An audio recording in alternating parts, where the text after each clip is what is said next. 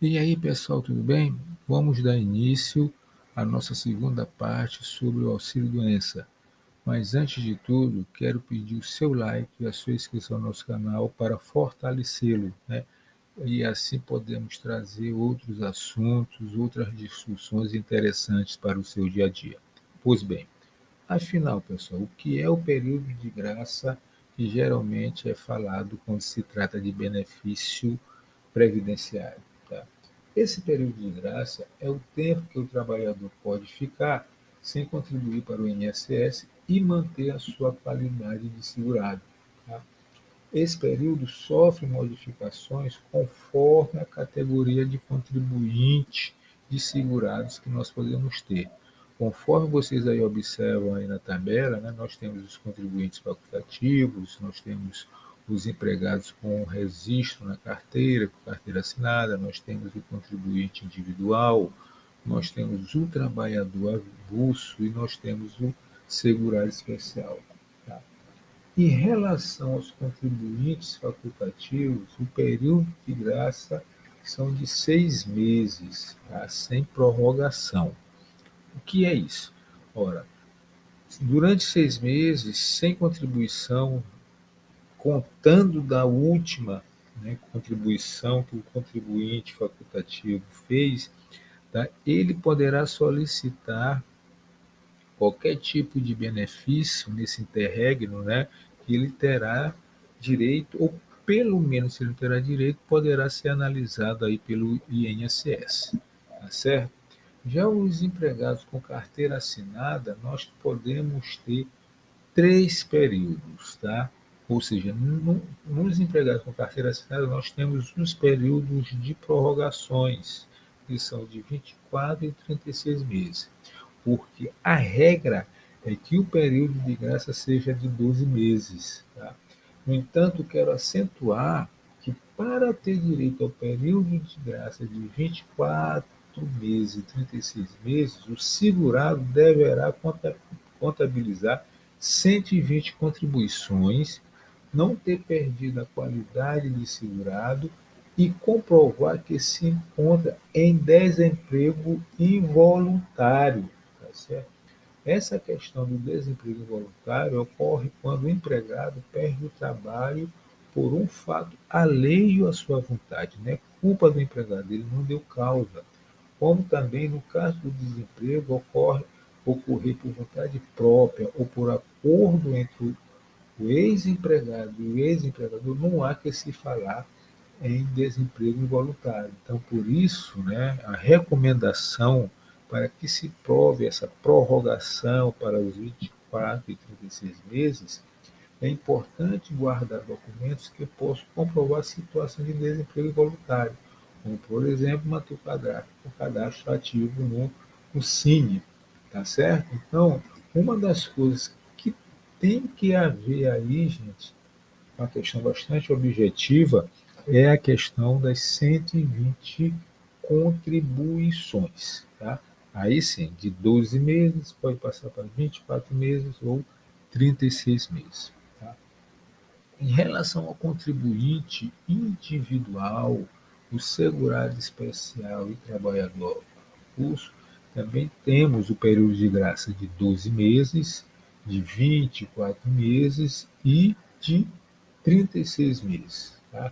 Para ter direito ao período de graça de 24 meses e 36 meses, que é um período de prorrogação, o segurado também deverá contabilizar 120 contribuições, não ter perdido a qualidade segurada e comprovar que se encontra em desemprego involuntário. Tá certo? Agora, gente, uma questão que é bastante importante aí, tá certo? É em relação o vencimento da contribuição para o INSS é sempre o mês seguinte à competência, ou seja, no dia 15. Assim, o segurado mantém o período de graça enquanto não vencida a contribuição.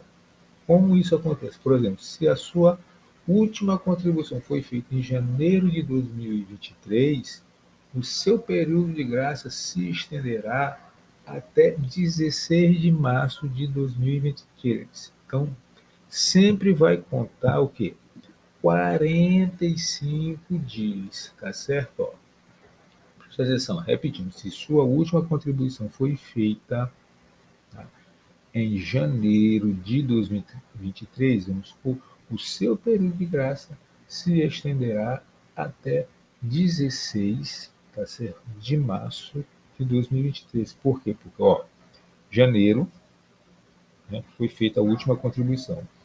Então, fevereiro, a competência de fevereiro, que é, que é com os 30 dias, não é isso? A competência de fevereiro tem que ser paga até quando? Até 16 de março de 2023. Entendeu? Então, muito fácil, né? São conta da última contribuição, 45 dias.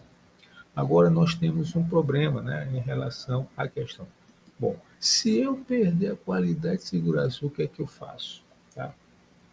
Nós temos a seguinte situação. Tá? Antes de 2019, o contribuinte que perdesse a qualidade segurada bastava pagar por poucos meses para voltar a ingressar novamente no sistema previdenciário. Tá?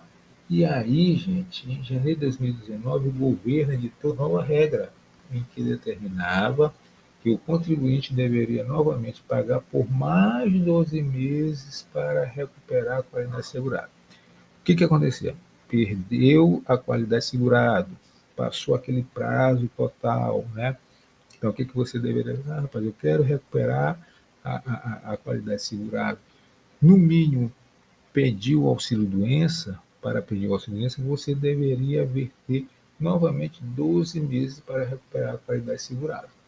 Mas em junho de 2019, em junho do mesmo ano, houve nova edição legislativa, né? Houve uma mudança em que é necessário contribuir novamente durante 6 meses para ter direito ao auxílio-doença após ter perdido a qualidade segurada. Então vejam bem, são dois momentos, né? Janeiro de 2019 e junho de 2019. Tá? A pessoa, o segurado, perdeu a qualidade. O que se faz? Aquele período que passou, vai haver, né, uma, uma, uma referência a esse período hoje, mas antes o que acontecia? Você teria que contribuir, independentemente do período já passado, lá, no caso para solicitar o auxílio-doença, 12 meses. Em junho houve uma mudança.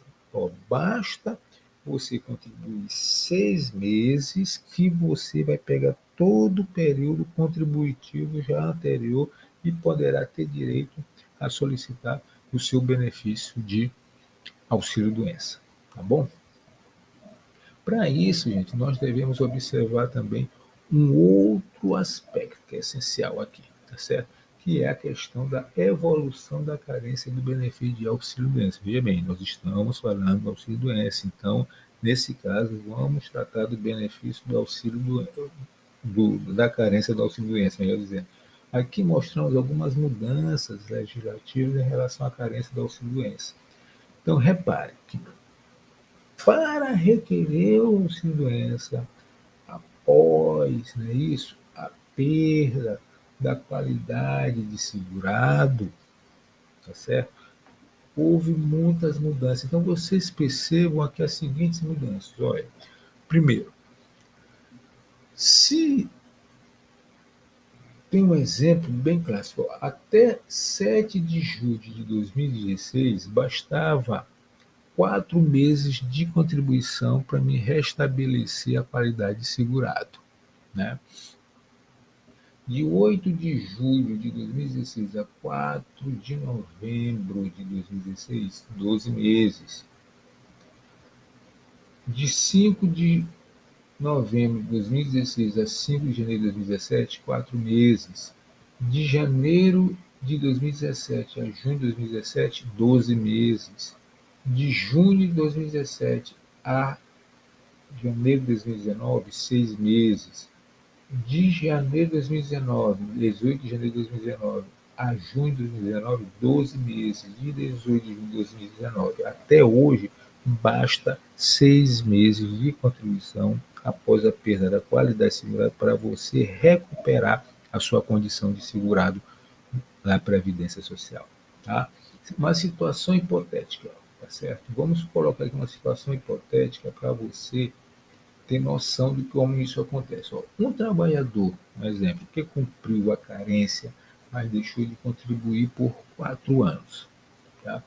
Ao voltar a contribuir, ele recuperava a qualidade de segurado depois de 4 contribuições antes de 2016. Em 2016, bastava 4 contribuições e ele já recuperava já a qualidade segurada. Mas se ele voltou a contribuir em 2018, ele precisaria de 6 contribuições, veja bem, para voltar a ter qualidade segurada. Ou depois de 2017, né, de 6 contribuições também.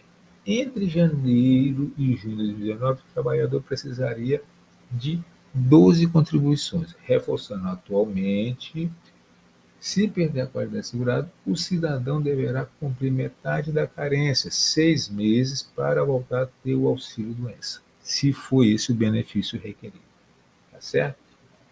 Então, vejam que a evolução da carência, né, ela veio demonstrando, né, uma situação de evolução, né, completamente evolução do processo de carência.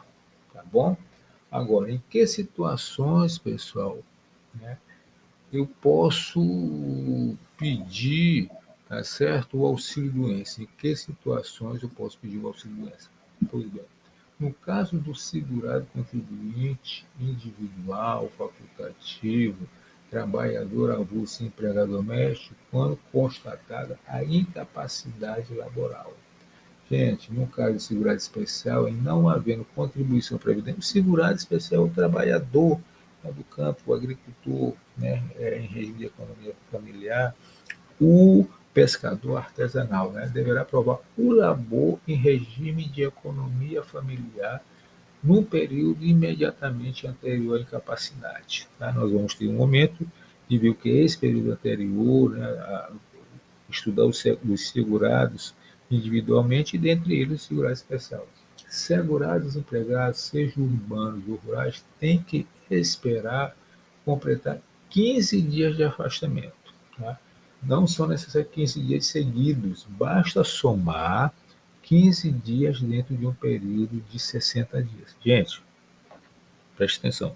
Durante os primeiros 15 dias, quem responde pelo salário do empregado é a empresa. No 16º dia, ele deverá dar entrada no pedido no INSS, tá certo? Então, repare bem esse lapso temporal. Não esqueça que é exigida a carência de 12 meses de contribuição, tá certo? Exceção aos casos das doenças graves que nós já comentamos na primeira parte do nosso assunto, tá? De auxílio-doença, que já está postado aqui no YouTube. Tá? Quanto ao auxílio-doença acidentário, né, segue a mesma regra dos 15 dias dentro de um intervalo de 60 dias. A diferença é que, nesse caso, não se exige a carência de 12 meses, no caso do auxílio acidentário. Mas isso aí nós vamos ver essa diferenciação mais detalhada depois. Tá ok, gente? Agora é o seguinte, uma das questões que mais tormentam as pessoas e que deixam elas de uma certa forma apreensivas é como saber o valor do meu benefício, gente. Isso aí é uma questão essencial, tá certo? Então, os critérios para a apuração do cálculo são os seguintes: o salário de benefício, que é a média das 80 maiores contribuições a partir de julho de 94. Tá? Segundo, aplica-se a alíquota de 91%, né, sobre esse salário, é uma exigência da lei, tá, ok?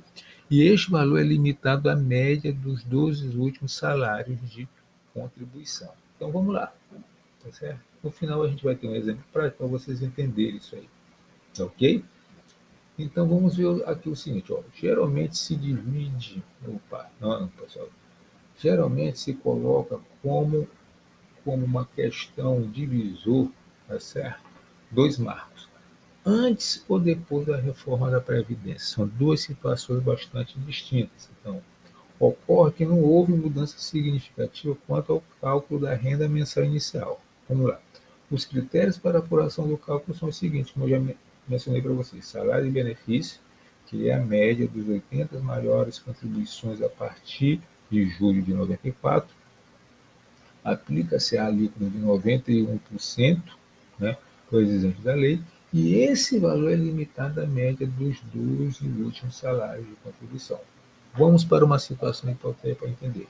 Imaginemos que o segurado A já tenha contribuído por 60 meses, certo? Vamos aplicar a média dos 80 maiores contribuições. Para ele contribuir 60 meses, no caso, o resultado dessa operação será o quê? 48 contribuições. Se ele contribuiu 60 meses, 80%, tá? Dessa apuração aí são 48 contribuições, em que identificados os maiores salários. Para isso, extraindo-se uma média desses valores.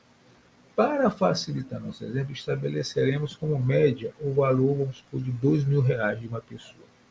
Vejam bem. Vamos estabelecer também que a média das últimas 12 contribuições sejam R$ 2.300. Veja bem, gente, dois marcos. Tá? Nós estabelecendo a média, como média, o valor de R$ 2.000, né? E vamos estabelecer como média das últimas 12 contribuições, que nós já falamos, de R$ 2.300, conforme aqui no ponto 3. Né? Agora, vamos aplicar a alíquota de 91% e observar se o resultado ultrapassa a média dos 12 últimos salários de contribuição. Gente, vamos ver o seguinte: quanto era o salário, aquela média que nós estabelecemos, 2.000. Aplicando-se a alíquota, obtemos o valor de 1.820. E agora, como interpretar essa situação? Né? No caso, o valor de 1.820 é menor do que a média das últimas 12 contribuições. Ora, a média das 12 contribuições é quanto? R$ 2.300. Quanto é que foi apurado da média geral? 1.820. Essa média geral daqueles 80 lá, de 1.820, ela é o quê? Menor ou maior? Menor do que a média dos 12 últimos salários de contribuição. Então, nós percebemos o seguinte aqui, ó. Sendo que, ó, no caso, o valor de R$ 1.820 é menor do que a média das últimas 12 contribuições de 2.300, sendo que o segurado A não vai sofrer limitação e vai receber 1.820 de auxílio-doença. Esse é o valor. Ou seja, se a média geral fosse maior do que a média dos, das últimas 12 contribuições, se ultrapassasse 2.300, qual seria o valor? Seria 2.300, porque esse é o parâmetro fixo a ser determinado. Tá ok? Então, novamente, e se esse valor, após a aplicação da alíquota de 80%, fosse de 2.500, superando a média das 12 últimas contribuições? Nessa situação, o valor auxílio-doença deve ficar em 2.300, devido à limitação dos últimos salários de contribuição. Tá? Ou seja, atualmente essa situação, né, de uma forma geral, tem impactado negativamente aqueles indivíduos que perderam o emprego e continuam pagando o INSS sob um salário mínimo, né, para aproveitar o tempo de contribuição, pois definitivamente o que vai limitar o benefício é a média das últimas 12 contribuição, tá certo, pessoal? Então, novamente, fazendo um esclarecimento. São três aspectos. Primeiro, você vai calcular o salário de benefício. Tá? Qual era o salário de benefício lá que nós estipulamos? R$ 12.000. Tá certo? Depois você vai aplicar uma alíquota estipulada por aí, que é 91% valor, no caso do auxílio-doença, que vamos ter daí 1.820. Depois nós vamos estipular a média dos 12 últimos salários de contribuições, as 12 últimas contribuições, que foi 2.300. Ora, na média geral, foi apurado 1.820. Nos últimos, os 12 últimos salários de contribuição, 2.300. Nesse caso, como a aplicação da alíquota de 91% resultou em 1.820 e é menor do que o valor das 12 últimas contribuições, o salário desse beneficiário vai ser 8.820, tá certo? Desculpa, 1.820. Caso numa situação hipotética, essa média fosse superior, vamos supor, se fosse 2.500, é superior à média dos 12 últimos salários de contribuição, onde ficaria limitado o benefício dele? Em 2.300, porque quem limita o valor são os 12 últimos salários de contribuição. Então, ok, pessoal? Então, quero colocar para vocês que esses dados estão escritos, né? Eu preparei um material escrito, está lá no nosso blog, que vai ficar aí descrito, né? No, nas especificações aí do vídeo, tá certo? Direito integral, vai estar lá, tem lá o material todo escrito para você lá acompanhar. E qualquer dúvida, nos mande mensagem, nos comunique, né, que aí a gente responde e nós vamos tirando as dúvidas na medida do possível. Tá? Quero agradecer realmente aí a participação de vocês e não esqueça do like, não esqueça da inscrição e até a próxima.